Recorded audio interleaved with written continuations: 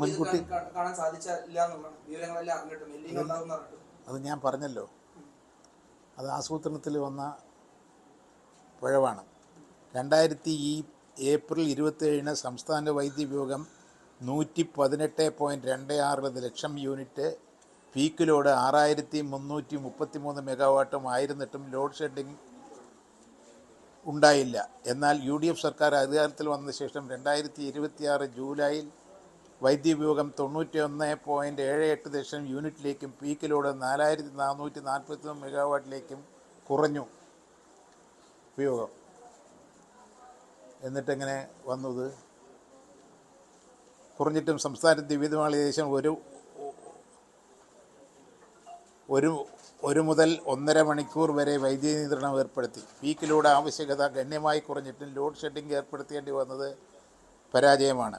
മുൻകൂട്ടിയുള്ള ആസൂത്രണമില്ലാത്തതുകൊണ്ട് മാത്രമാണ് ഈ പ്രതിസന്ധി ഉണ്ടായത്. ഇനി നമ്മൾ കണ്ടുവച്ച സാധനങ്ങൾ: ബാറ്ററി എനർജി സിസ്റ്റം, LDFിൻ്റെ കാലത്തെ ദീർഘവീക്ഷണം, കേരളത്തിലെ ഊർജ്ജ സുരക്ഷയ്ക്കായി LDF സർക്കാർ വിഭാവനം ചെയ്തതും നടപടികൾ ആരംഭിച്ചതുമായ ബൃഹത്തായ പദ്ധതികളാണ്. എന്നാൽ ഈ പദ്ധതികളെല്ലാം നടപ്പിലാക്കാൻ വിയർപ്പൊഴുക്കിയത് മുൻ സർക്കാരായിരുന്നു. പദ്ധതിയുടെ പേര് ശേഷി പവർ എനർജി. നിലവിലുള്ള അവസ്ഥ: മേലാട്ടി ബസ് 2026 125 മെഗാവാട്ടിൻ്റെ തറക്കല്ലിട്ടു ഫെബ്രുവരിയിൽ. ശ്രീകണ്ഠാപുരം 40 മെഗാവാട്ടിൻ്റെ 2025 ജൂലൈയിൽ തറക്കല്ല് ഒപ്പുവിട്ടു, ജൂലൈയിൽ കരാർ ഒപ്പുവെച്ചു. മുള്ളേരിയ 15 മെഗാവാട്ട് 2025 ജൂലൈയിൽ കരാർ ഒപ്പുവെച്ചു. അരിക്കോട് 25 ജൂലൈയിൽ കരാർ ഒപ്പുവെച്ചു. പോത്തൻകോട് ജൂലൈയിൽ കരാർ ഒപ്പുവെച്ചു. ബ്രഹ്മപുരം നടപടികൾ പുരോഗമിച്ചുകൊണ്ടിരിക്കുന്നു. ദീർഘകാല വൈദ്യുതി കരാർ LDFിൻ്റെ കരുതിൽ ഉരുത്തിരിഞ്ഞതാണ്. വൈദ്യുതി മേഖലയിൽ കേരളം ദീർഘകാല സുരക്ഷ ഉറപ്പാക്കിയത് LDFിൻ്റെ ഭരണകാലത്ത് ഒപ്പുവെച്ച കരാറുകളുടെയാണ്. പീക്ക് സമയങ്ങളിൽ പോലും വളരെ കുറഞ്ഞ നിരക്കിൽ വൈദ്യുതി ഉറപ്പാക്കുന്ന ഇത്തരം കരാറുകൾക്ക് വൻ പ്രചരണം നൽകി സ്വന്തം നേട്ടമായി UDF സർക്കാർ കൊട്ടിഘോഷിക്കുന്നത് ചരിത്രത്തെ വളച്ചൊടിക്കലാണ്.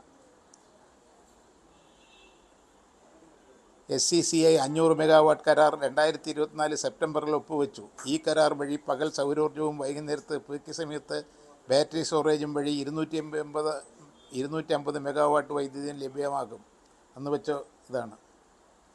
യൂണിറ്റിന് 3.49 എന്ന കുറഞ്ഞ നിരക്കിൽ പീക്ക് സമയത്ത് വൈദ്യുതി ലഭ്യമാക്കുന്ന ഈ പദ്ധതി LDF സർക്കാരിൻ്റെ ഇടപെടലിലൂടെ യാഥാർത്ഥ്യമായതാണ്.